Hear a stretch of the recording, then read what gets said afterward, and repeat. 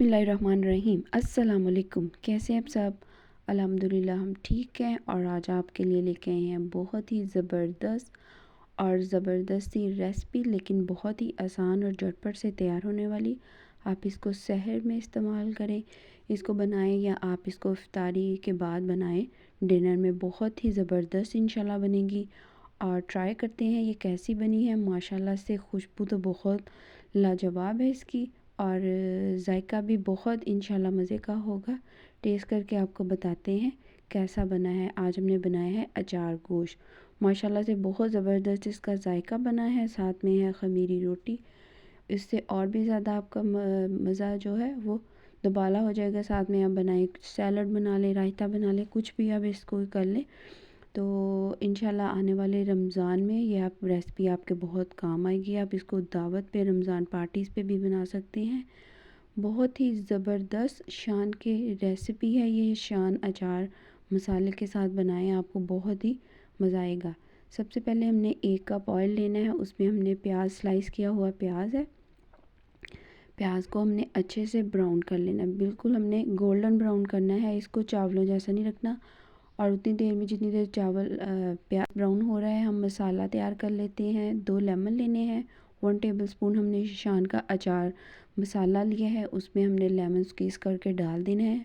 उसका हमने एक अच्छे से पेस्ट बना लेना है। 1 चम्मच से ज़्यादा ना आप लें, क्योंकि आपने 7 से 8 सब्ज़ मिर्चें लेनी है।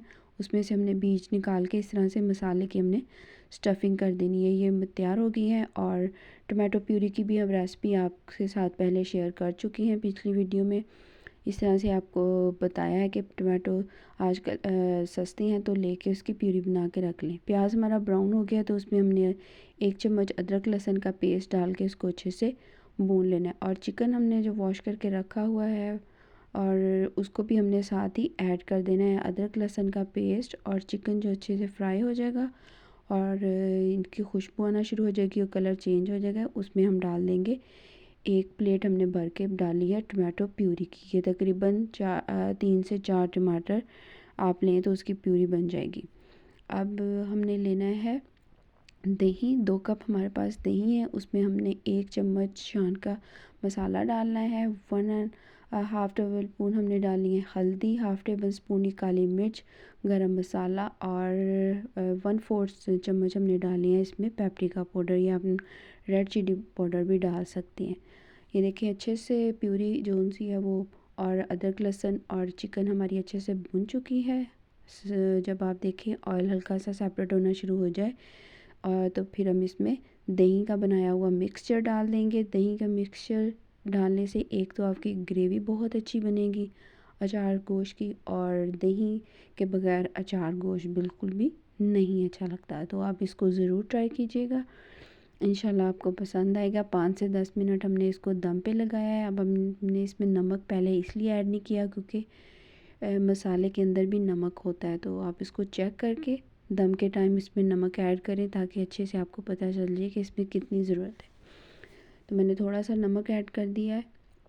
अब ये देखें 5 से 10 मिनट दम पे लगाने के बाद अब हमने इसमें डाल देनी है सब्ज़ मिर्चें जो हमने भर के रखी हुई हैं। इसको भी हम 5 मिनट दम लगाएंगे। माशाल्लाह से बहुत ज़बरदस्त खुशबू आ रही है, और सब्ज़ मिर्च का अपना ही एक अरोमा है, और ऊपर से मसाले की खुशबू, और वो भी शान की।